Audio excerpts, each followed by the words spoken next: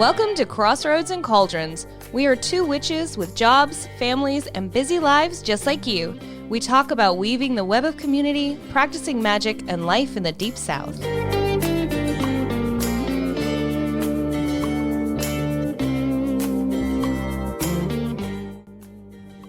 Hey everybody, I'm Sellena. And I'm Luna. And you're listening to Crossroads and Cauldrons podcast. Welcome everyone. Y'all. Oh, there you are.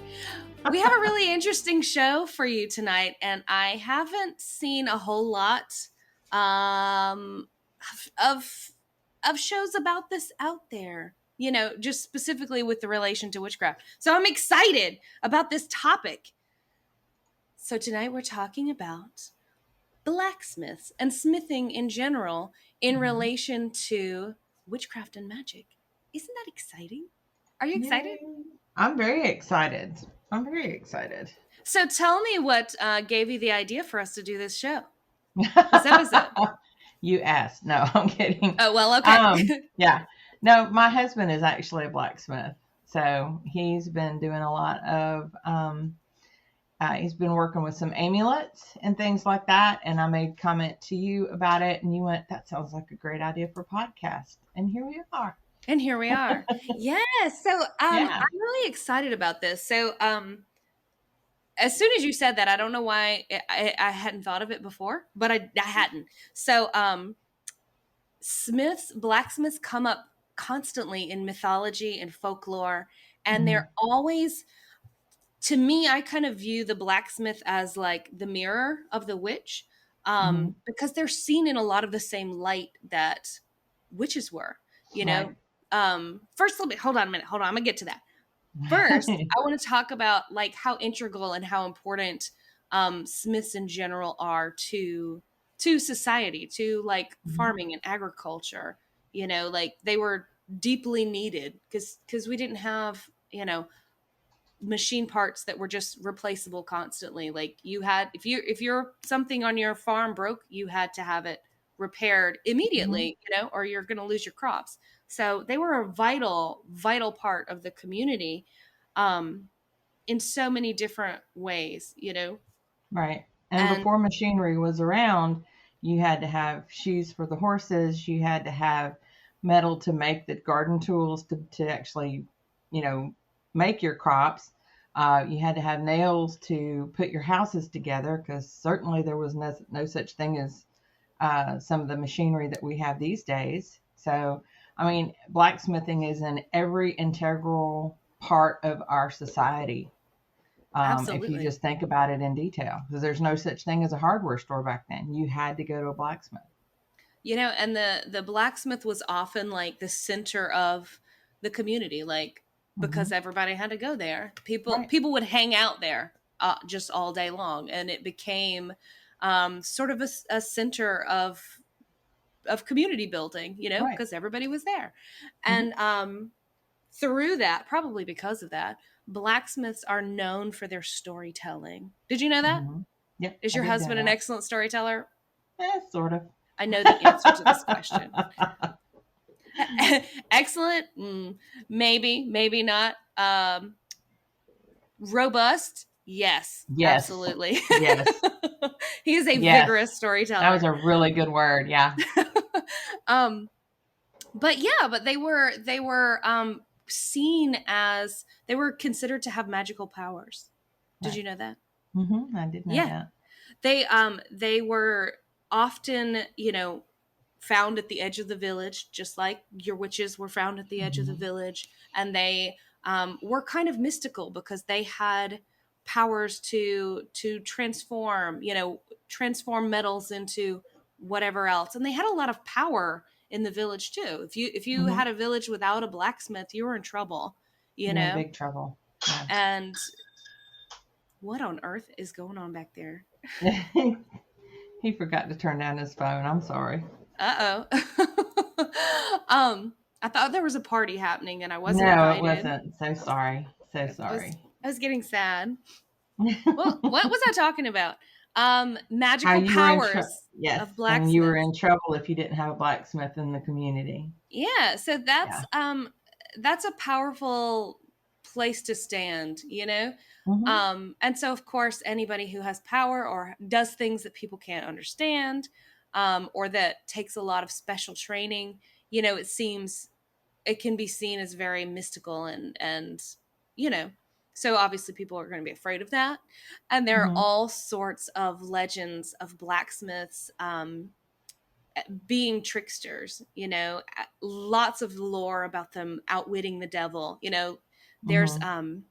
there's a myth, and I don't have it written down exactly where it's from, but one of the earlier myths is about the blacksmith who tricks the devil into giving him the knowledge of how to bind metals together, in Mm-hmm. exchange for his soul, of course. Right. And the blacksmith makes this deal with the devil and then tricks the devil and ends up, since he's now knows how to fuse things together, he fuses the devil to the ground, so he's Mm-hmm. trapped. So then the blacksmith exchanges his soul back for releasing him and letting him go. So in Right. the end the blacksmith wins. Um, and there's other tales of blacksmiths that are being bothered by the devil's trying to distract them from their work and all those sorts of things. And eventually the blacksmith recognizes, hey, you're the devil, you're not going to trick me, and Mm-hmm. ends up putting an iron horseshoe on the devil's hoofed feet, and refuses to take them off until he promises never to bother blacksmiths and never to bother anyone who has a horseshoe hanging over their door. So Mm-hmm. that's why horseshoes and things like that are considered good luck and ward off evil spirits.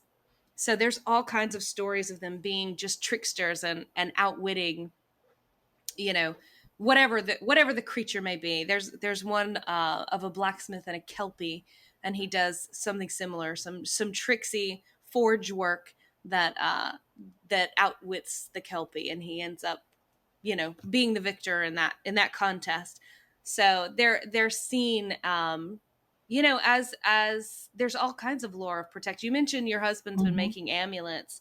Right. Um, there's all sorts of lore of iron and metals that protect, particularly iron, protecting from Mm-hmm. evil spirits and fairies and all that sort of Mm-hmm. stuff. Right. Uh, so what kind of amulets is he making?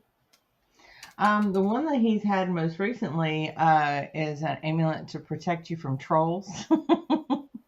I'll see if I can get him to hand me one here in just a few minutes so I can put Okay. it on camera for y'all to see. But he also said that I think I may be mispronouncing this, the Aramentary. There is a movie called The Aramentary, The Blacksmith and the Devil. And I've Oh, actually watched it with him. It's very, very good. It was on Netflix not too long ago, but you may be able to find it on demand if you look online. You might be able to find it. I'll have to But check that that's a out. really good one to check out too. Oh, neat. Is Yeah. it kind of the same story of the blacksmith tricking the devil? Yes. Oh, Yes, it neat. is.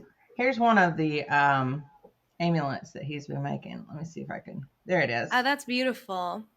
So, I love it. yeah. Yeah, yeah, yeah. So they've Now been I very, very now I nice. need We one. got some, well, yes, we know. Anytime we show something to Selena, we have to make her one. I I need things. I know, I know, I know, I know. We don't talk often enough. We really need to talk more. That way I can get you things faster. That's true. I do have one thing that I want. So you just tell him that I Okay. want it. I want an orifice hook for my spinning wheel. Okay. Um, just it's a hook. I can send him some examples. I That would be don't ex- great. I don't expect him to do all the fancy carving unless he just Okay. wants to. But even a leaf or whatever he wants to do on the end would be fine. Okay. That All would right. make me very, very happy. Very, very happy. Hmm. All right. Hmm. Yeah, we can definitely talk about that. Awesome. Awesome. So there's speaking of blacksmiths and their relationship to witches and witchcraft, Mm-hmm. there's also of course, if you think about alchemy and the alchemical process Mm-hmm. of changing one form, changing lead into gold and sort of transformative, it's a metaphor for the evolution of the soul, right? Right. So blacksmiths have that same sort of um, relationship with metals, of taking raw materials, transforming them into something beautiful, or Mm-hmm. useful, or Right. anything like that, is the same sort of process of transformation. So Mm-hmm. as a craftsperson myself, I work a lot with forged deities. Okay. So there's forged deities in pretty much every culture, and there were some that I absolutely can't pronounce, so I just left them out because I can't pronounce them. Um, but one of the primary ones that I work with is a lady blacksmith, Bridget, or Breed, or Bridget. Right. She's pronounced a lot of different ways, but Mm-hmm. she's a goddess of healing. She's a goddess of creativity, of Right. inspiration, and a goddess of the forge. So she's absolutely wonderful to work with in her aspect as goddess of the forge and goddess of smiths. Um, Okay. there's lots of others. Hephaestus is a Mm-hmm. wonderful god to work with. He also has stories of like he was born and then he was kicked out because Hera was like, ugh, you know, and she just kicked him out of Olympus. But then through his craft, through his skills, of he was raised by a different deity, and he Mm-hmm. was taught smithing, blacksmithing, and he became so skilled that he managed to trick his way back into Mount Olympus and trick his way into marrying Aphrodite. So even though he was, Okay. ugly and lame and whatever, according to Hera, I'm sure he's beautiful on the inside. Um, he was able to come back up to his godhood, Right. and actually claim Aphrodite as his bride. So that's another example of blacksmiths and their trickery and their intellect and their skill being Sure. what gets them the gold at the end of the day. Mm-hmm. So that's Hephaestus, and the Roman version of Hephaestus is Vulcan. Oh, there's an Egyptian one too. It's pronounced Ta, Ptah, is a Okay. forged deity. And actually one of the like two that helped build the cosmos. One was a weaver and one was a forger. And so, forger, no, a smith. He was a blacksmith. Yeah. He worked the I forge. knew what you meant. It was like, no, that's not what I meant. That was the right word. No, but the two of them built the universe and all the cosmos. So that's really interesting lore as Oh, well. interesting. Then of course you've got all the you mentioned the amulet there that he's making was Mm-hmm. from Norse Right. mythology, Norse Norse tradition. mythology. Yep. So if the Norse didn't have a blacksmith deity, they had Mm-hmm. they had the dwarves in Norse mythology were the smiths and the creators. Hmm. And they forged like all the tools of the gods. That's what's so interesting too, is that the smith is usually in these different mythologies is creating the tools of the gods, like Thor's Right. hammer, Mm-hmm. all the things that even in Greek mythology, he forged Zeus's lightning bolt, like all the things that make those other gods distinct. Like he forged Eris's arrows, Mm-hmm. um, all of those things that make those gods able to do their work, or Right. able to do their work well. Mm-hmm. They used these tools. So even the gods are not without the need of smiths Mm-hmm. in their own work. So I Right. think that's an interesting parallel to sort of the need of the blacksmith in the community as well. Right. You know what I mean? So yeah, so important that even the gods need them. Hmm. Yeah. Yeah. That's neat. So I thought that was pretty cool. Um, I wanted to talk about, and you probably have more information because you've watched your husband Mm-hmm. learning this skill, because it's been what, I guess Couple a of little over a years. year, a couple of years Mm-hmm. now, A and couple he's of years. actually built a forge in your backyard, right? He has. Yeah. That's Yeah. We impressive. actually have a forge here. Yeah. It is. It So is. we got to talk to him for a few minutes before we started recording. Mm-hmm.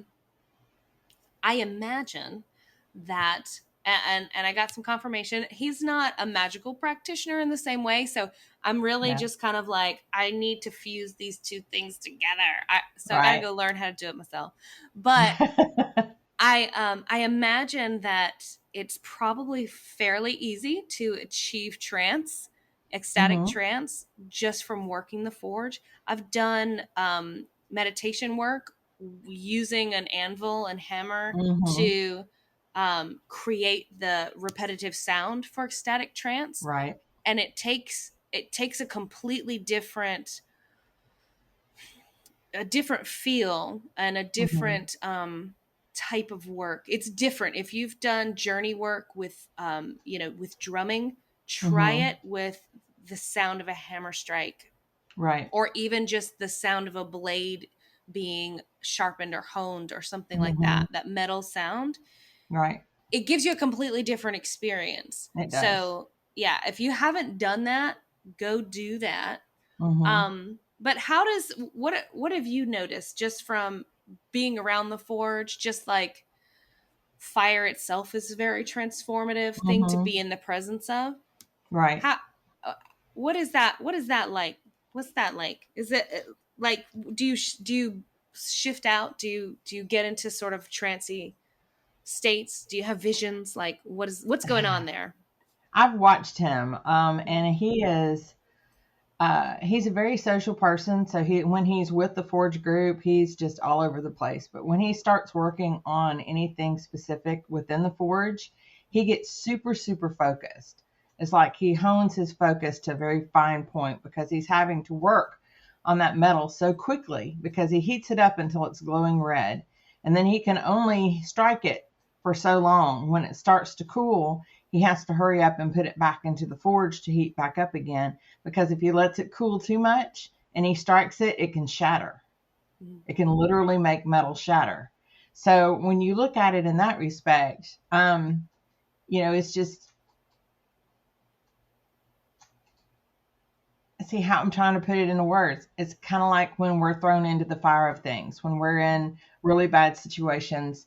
I count it to an emotional ability as well, where you're thrown into a really bad situation and you're having to hone your focus to a fine point to get out of that situation. It's just like us being thrown into the fire, just like with the forge.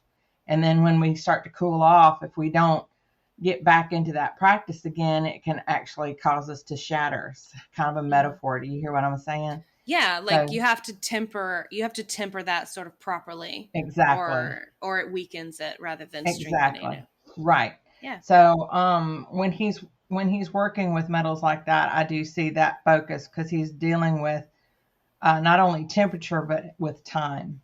So that his focus is just really, really finite at that point. Now, once he sets it aside, he also has to be careful where he swings it. If anyone's walking around the forge or within his area, you have to watch it because he's moving a really hot piece of metal from the forge to the usually to the anvil. And if you're anywhere within that distance, he can just very lightly touch you and cause some serious burns. So you just have to be, safety is really, really big within the forge as well. So you just kind of have to watch what is within your perimeter when you're working with the forge that way as well. So, um, have I Yeah, I answered imagine that there's question or did I Yeah, kind of go off on I the think edge you there? did. Okay. I think it's interesting too, the balance that you have. A lot of the, like, I don't know, fiction that you read, and you've got a character Right. that's a blacksmith. There's always a blacksmith, right? The Right. blacksmith's apprentice, always. Um, Mm-hmm. there's always that balance, but because they're always like the big gentle ones, like Mm-hmm. you have a balance between the strength that's required to actually do the work, Right. and you have to have a finesse and a gentleness and a, like, care to the work to be Mm-hmm. able to maintain the metals in the way they should be, and to make all of these beautiful delicate things that they're capable of doing. And Mm-hmm. so I don't think it's cut out for everyone. I think so Right. many I think a lot of people are drawn to the blacksmith archetype Mm-hmm. because of the strength, and because you're carrying these masculine arts down the line. Right. But I think that those people that are drawn to just that aspect of it are Mm-hmm. probably rarely successful at it, Right. because they're missing the other side of that coin, Mm-hmm. of the focus and the care that has to Right. go into crafting, you know? Yeah. And there's other branches of it that you can go into. Jewelry making is really big as well. So you've got silversmiths and coppersmiths and things like that, where you're making things that could be more feminine on that side. So there softer metals don't require as much heat as what the iron and the steel do. So, so there's different branches of that. So if the iron and the steel doesn't work out for them, they can always go to something a little bit lighter. Right. Yeah. So there's something in there for everybody, I think. I definitely want to try it for sure. For sure. Well, come I on. don't So what does it feel like for you when you're watching him work? Like, Uh-huh. do you get a little trancy? Do you see visions in the fire? Like, tell me everything. Oh, I always have. I've always seen little sprites and things like that in the fire. And so when the forge is going, the forge he has here is not like an open forge. You have two different forges. You have one that he calls it his easy bake oven. It's like this little block, and Mhm. it gets glowing red inside. And he can heat the metal up in it, but it's not an open flame. It's just like a little box that he puts it in. Mhm. Whereas with the open flame, when you come to Forge Council, that's what they're working with, is what they call a coke forge.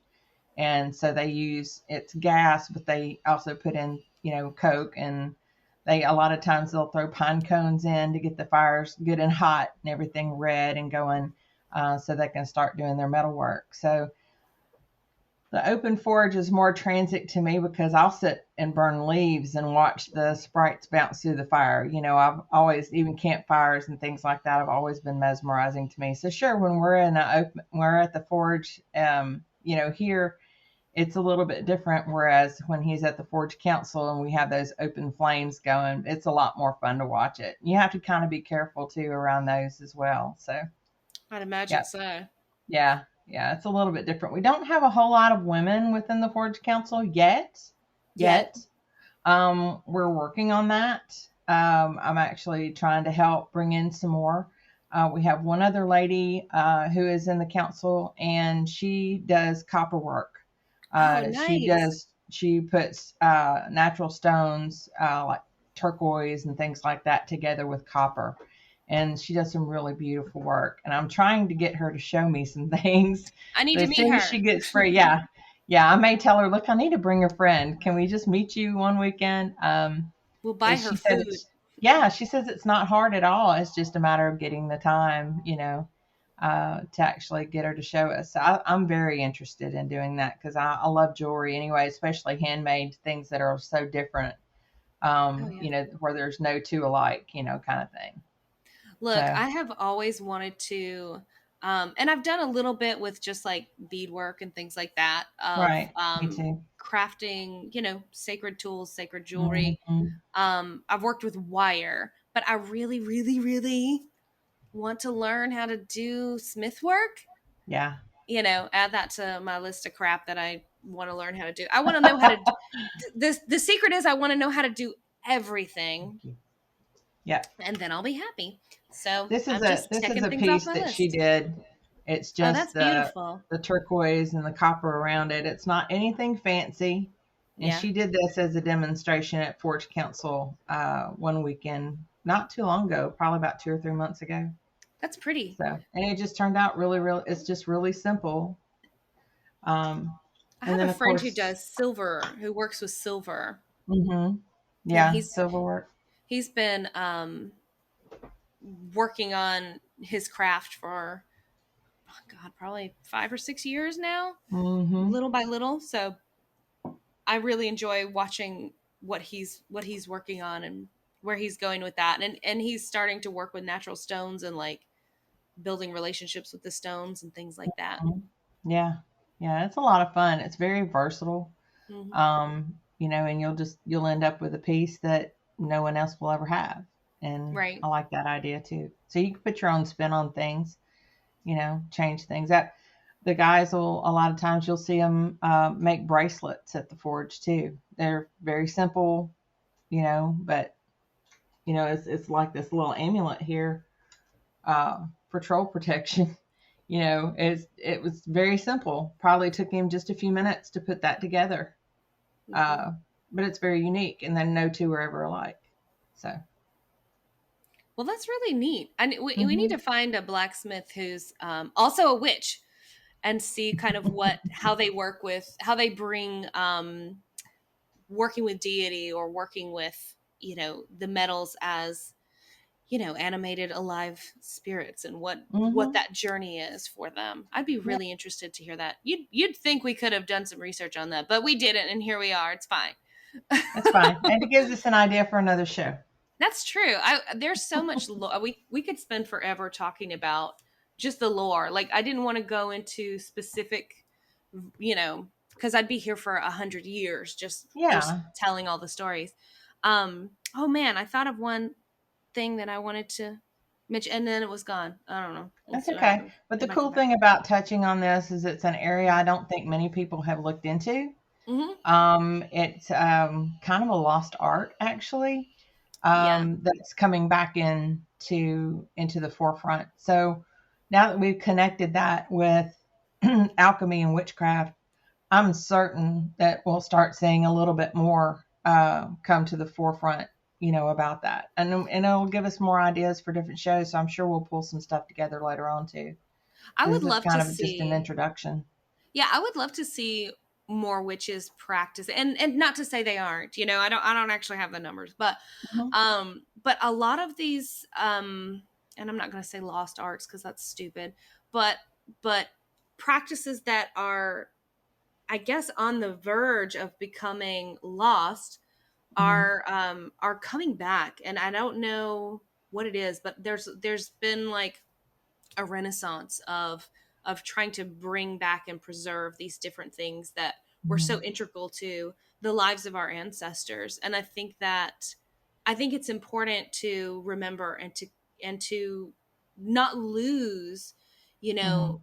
the abilities and the skills that go along with that. Just because we have machines that can spit out, thousands of nails in Right. minutes, doesn't we don't need to lose the ability to make those and how they were done and how Mhm. they were, um, the lore and the work and how that was crafted, you know? Right. We've actually been very spoiled. I mean, just to be able to go to the store and pick up some nails and things like that. You don't sit back and think about how those nails actually came into being. I mean, if you're around here, we have old barnwood and things like that. And I'm sure there's a lot of other rural areas that have them as well. If you go to tear some of those old barns down, you're going to find square nails. Mm-hmm. And I don't believe square nails were mass produced except through people who were blacksmiths. So that tells you a lot. You know how many nails have been made to build this country. You Mm-hmm. can just imagine around the world how many nails have been made as well. And so it's really interesting if you start to think about it, it's a little bit overwhelming how much work that they actually provided through their gifts back then. And I love seeing that coming back. And Mm-hmm. not that it's ever gone away, of course. It's been here. It's just not Yeah. heard about. Well, and it's And changed a bit too. It's a lot of mhm, steel fabrication and that sort right. of work, as Yeah, mass well. production. Mm-hmm. hmm So it's nice to see an individual's art within it because everybody has their own technique, has their own likes and dislikes, and so not everyone makes the same thing. Right. Anybody can take a horseshoe and turn it into a heart, which I Sure. see done quite a All the lot time. all the time. But to actually sit there and make a fireplace poker or a steak turner or very simple tools, it's really interesting to sit and watch them take it just from a raw material and turn it into something useful. So Yeah. I like seeing that art being brought back to our Same. attention. Same. Yeah. I you know, I don't know. I don't know. There's part of me that like mythically wants to go back to the village life, but I would they'd have kicked me out so fast. Yeah, I like my electricity and my air conditioning here in the Do like air South. conditioning. Yes, Yeah. yes, But yes. I think I really enjoy I mean, your husband, we were talking to him earlier, and he mentioned that people always ask him, what kind of knives do you make every time he Mm-hmm. mentions that he's a blacksmith. I get that because I'm a Yeah. fiber artist, and it's always, oh, make me a blanket, Mm-hmm. just immediately. Right. um and I know I do that to him. He shows me stuff and I'm like, make me one, Yeah. but I want it. That's all I'm saying. Right. Sure. That's That's all I'm understandable. saying. That's understandable. He made me a So, little leaf that I keep on my altar to keep fairies from fucking up mhm. my altar. So Well, I that's a use good one. I use it. I use the stuff. That's Yeah. great. That's great. Yep. Yeah. Yeah. It's There's neat watching oh, some of the guys actually. I'm sorry. Some of the guys have actually been taking old wrought iron fencing, mhm. talking 100-year-old wrought iron fencing that has been torn down or moved or whatever, and they've salvaged it and they're making that into new items. So old ironwork is being repurposed, and so that's really interesting to watch as well. That's really interesting, Hmm. especially depending on where it came from and sort of what sort of history it's had. Right. Interesting. Right. Yeah. I remembered what I was going to say earlier that I forgot. Okay. All right. There is, if you've ever done any kind of work with forge deities, or going to the forge in journey and meditation, Mm-hmm. you can have some seriously transformative experiences there, like because Mm-hmm. you are the thing that's being transformed, right? Right. Yes. So you're working the forge, you are the metals, it's do it. If you haven't done a journey to the forge, do it. But also, there's it's a poem that was turned into a song, or it was a song, also a poem, also Mm-hmm. redone as songs over and over, called The Trois Magicians. And it's about a witch and a blacksmith, and the blacksmith is trying to get her, and she's Mm-hmm. trying to get away. You know. Yeah, but they're both very determined, and they go through this whole shape shifting, experience. Like, she turns into a dove and he turns into a pigeon and chases her around, and Oh God. different things like that. So, I mean, even to the point where she turns into a ship, and then she, turns into a cloud, and all different Mm-hmm. kinds of stuff. And he turns into a lightning bolt. So there's all these different shape shifting powers that both the witch and the blacksmith possess, Mm-hmm. so they are very much two sides of the same coin, I think. So I think there's a lot that witches can learn from smithing in general, working with forged deities, literally putting your hands, on the tools, literally learning the skills and working it. I'm Right. all about actually doing the work. That's why I Mm-hmm. learned spinning and weaving, because I Right. worked with weaver deities, and like all of the all of the lore and the metaphors about weaving and magic are there. Mm-hmm. Sure, I get them. But when you actually put your hands on a loom and you actually are doing the work, Right.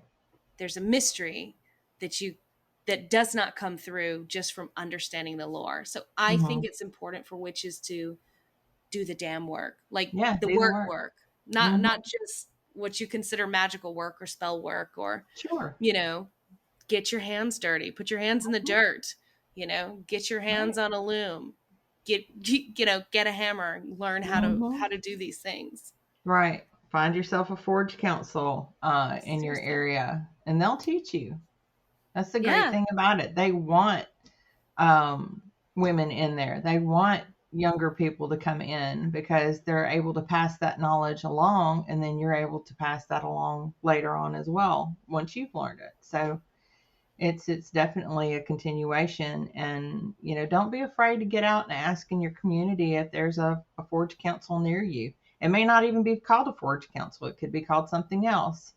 But I'm sure any of your local agricultural groups would be able to give you some type of insight, even maybe just who to speak to about it to find out more information.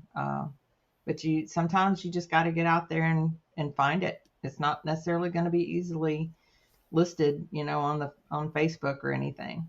So, Well, I will share Mm-hmm. our local group in Yes, our Mississippi, local Central group. Mhm. Mississippi, Right. is the Mississippi Forge Council, and Mm-hmm. they will teach you for free. So Yep. find their Facebook. We'll put Mm-hmm. their Facebook in the show notes so you can Okay. find that. That'd That's be where great. your hubby has learned his trade. Mm-hmm. So And look we're him at up, the and you might Mississippi. see him there, and he'll tell you embarrassing stories about Luna for free, Yeah, probably. probably so. It would make him very happy, I'm sure. But yeah, Well, I'm we're yep. located at the Mississippi Ag Museum in Jackson, Mississippi, and we meet up on the third Saturday of the month. Awesome. So, barring holidays, of course, but they do have a Facebook page, and like she said, we'll put it up on our website. And check out, he said to find your local blacksmiths, just Hmm. search your area Yep. and blacksmith and see what comes up, and you'll Yeah. probably have local craftsman guilds and things like that can point you in the right Hmm. direction. But That'd I be highly great. recommend trying it.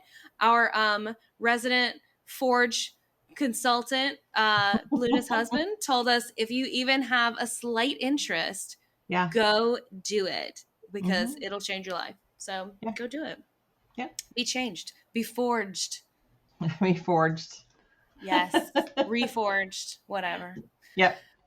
Well, that's all I got. That's all I got too. We got a short show tonight, y'all. It was kind of short. I was like, Yeah, there's so much material here. We're going to talk for there 100 is. years. And then we Nah. didn't. But we hope we've given you some insight and something new, and given you enough information to get out there and find out going on in your local area and get your hands dirty. It's a lot of fun. Do it. Get dirty. Get That should be dirty. our That should be our new slogan. logo. I know, right? We need Get dirty. t-shirts. Yeah, we do. We need t-shirts. I I'm gonna like come it. up with something. Just wait. I can't wait. I'm already excited. All All right. right. Sounds good. I guess we'll release them back into the wild now. Yeah. I will say we have several guests coming up. I'm not Mm-hmm. sure exactly when this show is going to air compared to other Okay. shows, but we actually have Nicholas Pearson this time for Yay! real. My internet is better. Yay. So Yay! Nicholas Pearson's coming back. We've got Heron Michelle coming up. And if you missed it, please check out our episode with Laura Tempest Sackcroft. That was a good time. And Yay!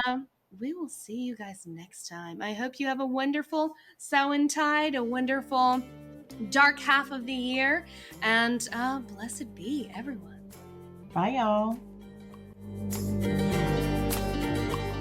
Thank you all so much for listening, and don't forget to rate, review, and subscribe through your favorite podcast provider. It helps us get our podcast in front of more listeners just like you. If you'd like to get in touch with us, you can leave us a voicemail by clicking the link in the description of this episode, and you can always find us on Facebook and Instagram by searching for Crossroads and Cauldrons Podcast.